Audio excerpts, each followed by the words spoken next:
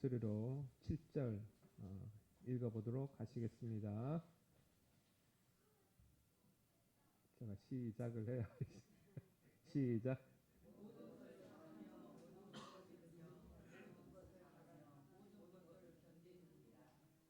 아멘.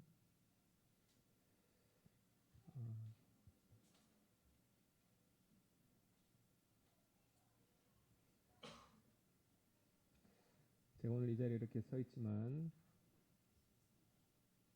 다음 주에 또 여기에 서 있으려는 보장이 없습니다. 그러니 오늘 이 자리에 오늘이 마지막인 것처럼 하나님의 은혜를 사모하시고 말씀 가운데 주시는 은혜가 여러분 가운데 전달되길 주님 이름으로 축복합니다. 세월이 참 빠른 것 같아요. 벌써 한 주가 지나고 또 한 주가 또 이렇게 되었습니다. 벌써 여름이인지 싶은데 또 조금 있으면 가을이 되겠죠. 또 조금 있으면 또 겨울이 될 것입니다. 그 시간의 빠름 속에 과연 나는 무엇을 남기고 또 나는 어떻게 살아왔는지 질문을 안 할 수가 없습니다.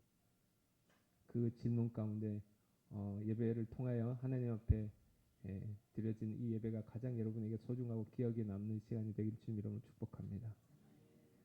오늘 말씀의 제목은 모든 것을 믿으며 견디는 것이 사랑입니다. 라는 말씀의 제목으로 함께 말씀을 나누시겠습니다.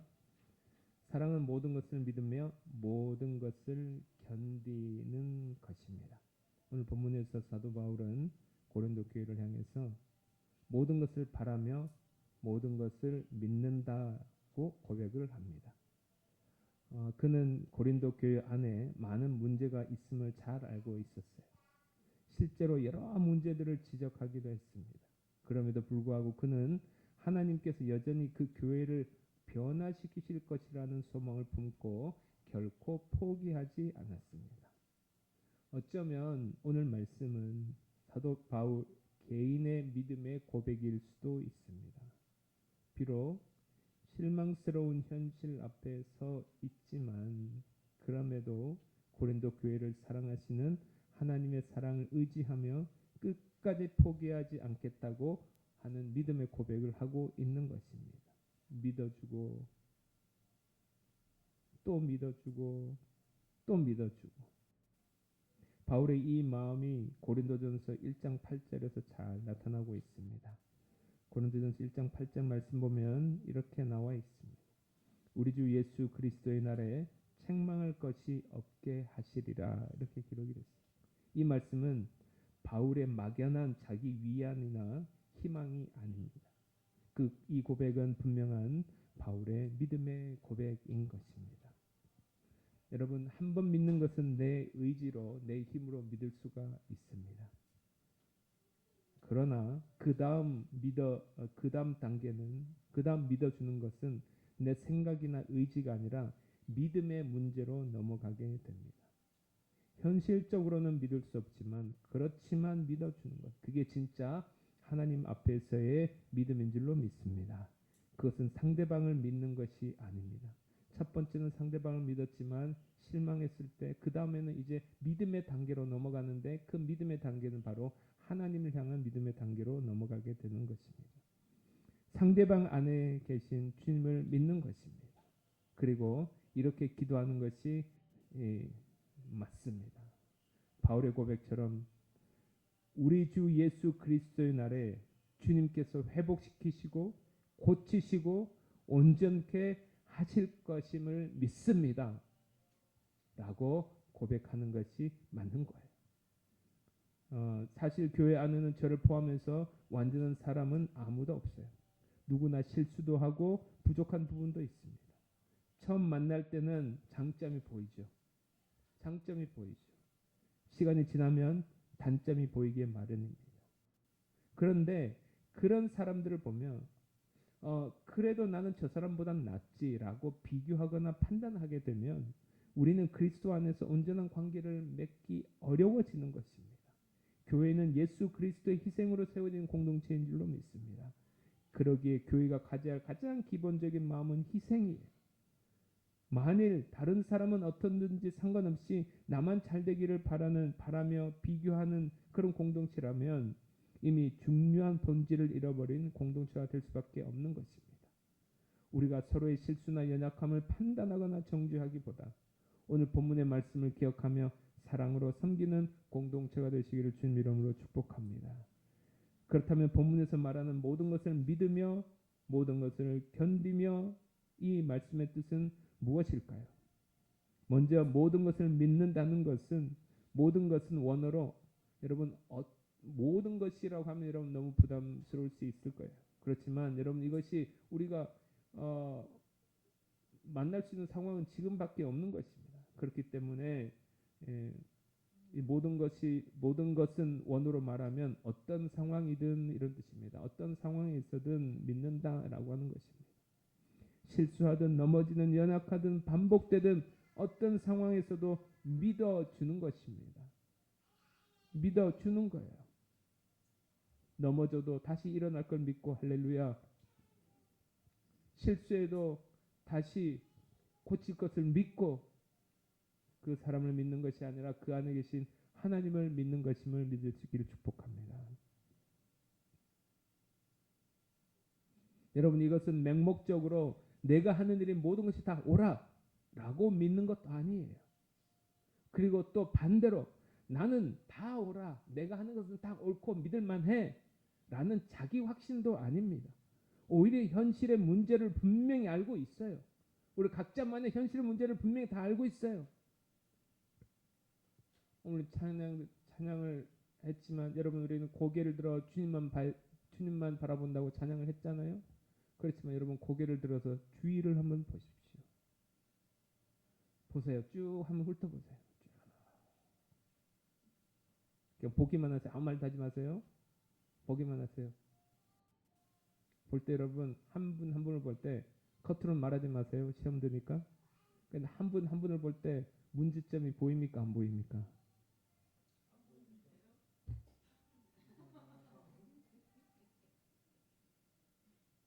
장면이 안 보이세요? 그러면 가깝지 않다는 증거인데.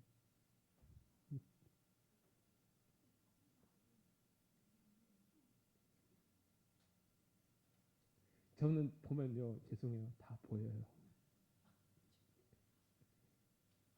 근데 여러분 다만 말만 안 할 뿐입니다. 여러분들도 저를 볼 때 문제가 보이죠?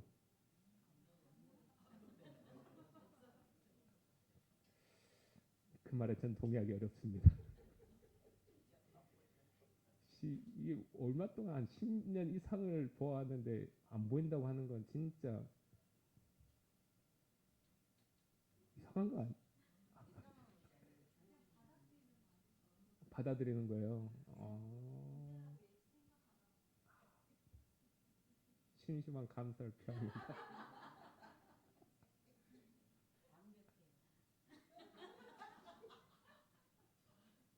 한번 제 사모한테 물어보세요.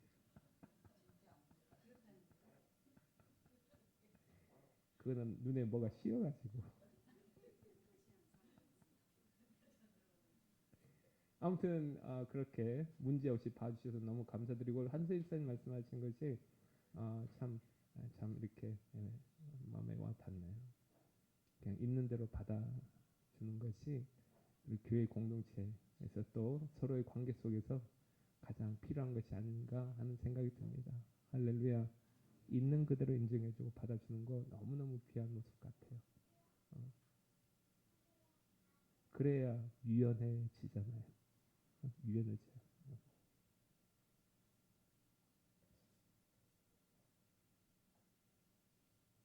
그리고 뭐 목사님은 원래 그러니까 이러고 끝나면 안 됩니다. 성도님은 원래 그러니까 제가 끝내지 않아요. 거기서 한 걸음 더 나아가서 목사님 안에 계시는 하나님을 신뢰합니다. 성도님 안에 계신 하나님을 신뢰합니다. 우리 앞뒤 분에게 이 축복은 꼭 해줬으면 좋겠습니다. 직분자 이름을 부르시면서 당신 안에 있는 하나님을 저는 믿습니다. 시작.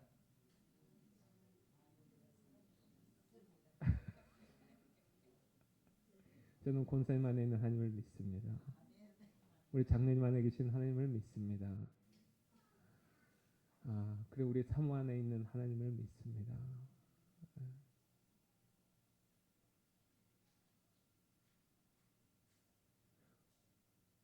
무슨 생각을 하고 있는지 도무지 감을 잡을 수 없는 수정이 안에도 하나님이 계심을 믿습니다.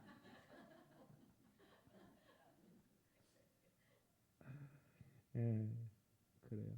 우리는 사람을 보면 만족할 수가 없어요. 뭔가 기대치를 두고 채우려고 하고 또 기준대로 뭔가를 하려고 하지만 늘 항상 내 생각보다 항상 못 미치게 되는 것이죠. 그럴 때 우리는 그 안에 계신 우리 하나님을 신뢰하면서, 그리고 하나님께서 바꾸시고 변화시키시고, 그래 변화되지 말고 계속 쭉 사세요. 하나님께서 변화시키시고 일으키시고 고치시는 것을 믿을 수 있는 모두가 되기를 주님 이름으로 축복합니다. 여러분 생각해 보십시오. 바울이 이 고백을 할 때 인간적으로 얼마나 낙심되겠습니까? 바울이 고린도 교회에 쏟아부은 게 얼만데요. 시간이며 물질이며 모든 영적인 것이며 자신의 정말 모든 피와 땀을 쏟아서 세운 교회인데, 여러분이 여러분 남편에게 쏟아부었어요. 근데 남편이 정말 실망스러운 행동을 해보십시오. 여러분 화가 납니까 안 납니까? 나요 안 나요? 나죠. 권사님 요즘 그런 경우 별로 없으시죠?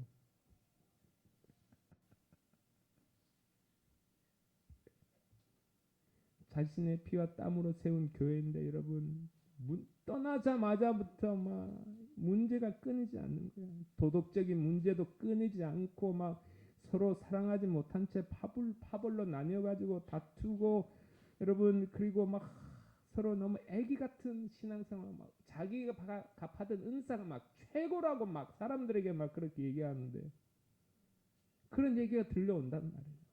그럴 때 얼마나 마음속에서 그 거룩한 분노가 일어나지 않겠습니까? 안 그래도 다이를 찌는 바울이.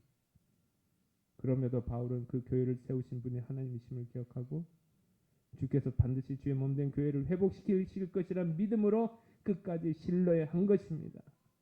그리고 그는 이렇게 말하는 것이죠. 우리 주 예수 그리스도의 날에 책망할 것이 없게 할 것이다. 할렐루야. 우리도 이 믿음을 가져야 할 줄로 믿습니다. 여러분 무슨 일이 잘 될 때는 우리가 조심해야 돼요. 사람을 높이기보다 그 일을 이루신 하나님을 높여야 될 줄로 믿습니다. 반대로 실망스러운 결과 앞에 설 때도 사람을 정죄하지 말고 그 안에 계신 하나님을 믿는 믿음으로 바라봐야 될 줄로 믿습니다. 그렇게 될 때 우리는 모든 것을 견딜 수 있는 것입니다.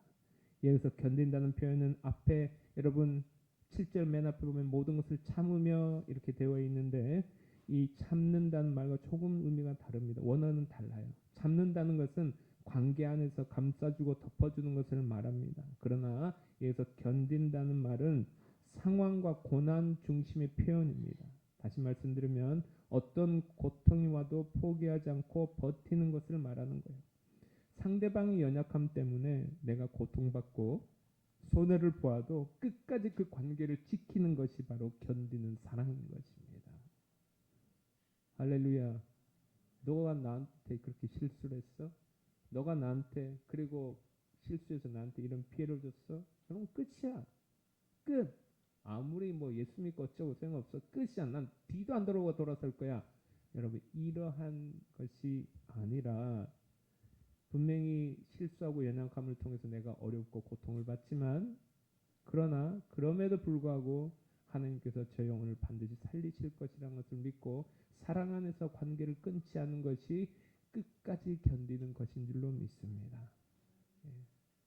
하나님은 어떻게 역사하실지 모르는 것이거든요. 저 사람이 나를 죽일 듯 나에게 고통을 주고 어려움을 준다 하더라도 내가 끝까지 잘 견뎠을 때, 아버지가 고치시고 회복시키실 것을 믿고 내가 관계를 끊지 않고 끝까지 견뎠을 때, 하나님은 나중에 어떻게 그 사람을 통해서 그 관계를 통해 역사하실지 아무도 모르는 것입니다. 하나님을 신뢰할 때 생명의 역사가 일어날 줄로 믿습니다. 하나님께서 역사하실 때 회복케 하시고 그 생명의 역사가 놀라운 우리 가운데 삶의 능력으로 나타나게 될 줄로 믿습니다.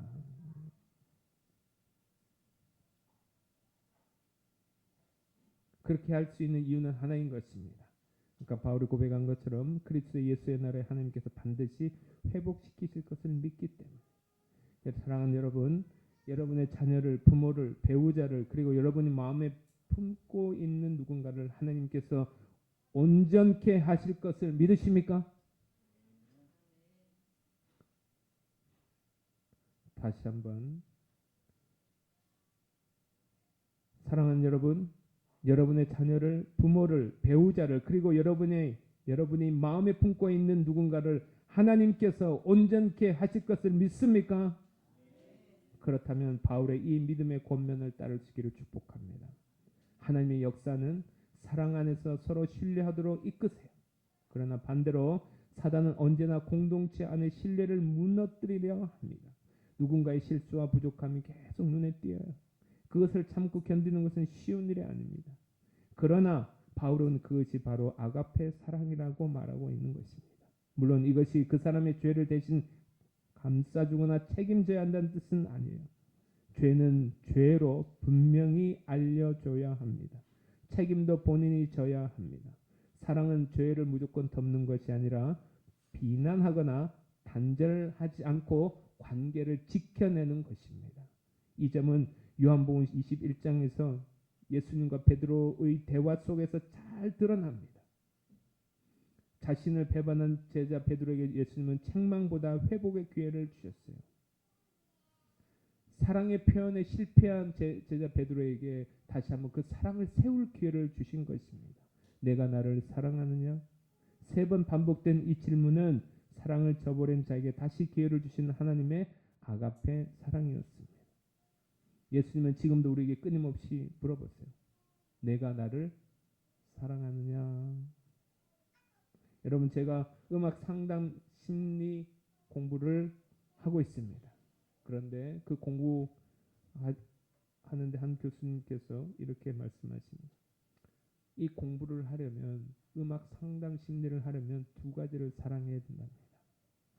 첫 번째는 음악을 사랑해야 돼요. 2번째는 사람을 사랑해야 된다. 그 말이 지금도 제 마음을 떠나지 않습니다. 나는 음악을 정말 사랑하는가? 그런 것 같아요. 저는 음악을 좋아하니까. 그런데 나는 정말 사람을 사랑하는가? 우리 기독교 표현으로 빌리면 영혼을 사랑하는가? 이런 것입니다. 아주 근본적인 질문입니다. 저는 그 교수님 말씀을 하나의 음성처럼 들었어요. 넌 정말 영혼을 사랑하니? 넌 정말 영혼을 사랑하니?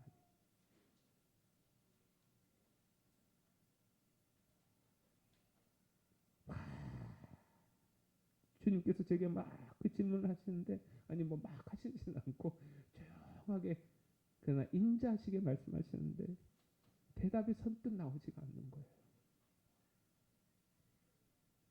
그러고 가만히 생각해 보니까 나는 상담을 하면서 어떻게 하면 효과적으로 가르쳐서 교육시켜서 좀 개선시킬 수 있을까라고만 생각했지. 내가 그 내담자를 한 사람으로서 사랑하려는 마음이 있었는가를 돌아보게 되었습니다. 사랑하는 성도 여러분, 여러분은 진정으로 하나님을 사랑하십니까? 여러분은 진정으로 형제 자매를 사랑하십니까? 여러분은 진정으로 형제 자매를 아가페 사랑으로 사랑해 보신 적이 있으십니까? 아무런 이득이 돌아오지 않아도 진심으로 누군가를 믿어주고 끝까지 관계를 지켜보신 적이 있으십니까? 우리 안에 참된 주님의 사랑이 있는지를 이 시간 조용히 하나님 앞에 돌아보시기를 바랍니다. 우리 다 같이 기도하겠습니다. 주님, 제 안에 아가페 사랑을 부어 주옵소서. 누군가를 진심으로 사랑할 수 있는 마음을 주옵소서. 저에게 돌아오는 유익과 상관없이 하나님이 기뻐하시는 것이 제 기쁨이 되게 하시고, 주님이 제게 베푸신 은혜에 감사하는 마음으로 성주교회 공동체 안에 있는 모든 지체를 섬길 수 있게 하여 주시옵소서. 이 시간 성령 하나님 제들 가운데 충만한 사랑의 영을 우리 성도님들에게 불어 넣어 주시옵소서. 성령의 은혜로 말미암아 누구를 봐도 그렇게 사랑스럽고, 누구를 봐도 너무 예쁘고, 누구를 봐도 모든 아픔과 견딜 수 있는 그 아가페 사랑을 아버지여 이 시간 우리 사랑하는 성도들에게 부어 주시옵소서. 감사드리며 예수님 이름으로 기도드립니다. 아멘. 할렐루야. 광고 말씀드리겠습니다.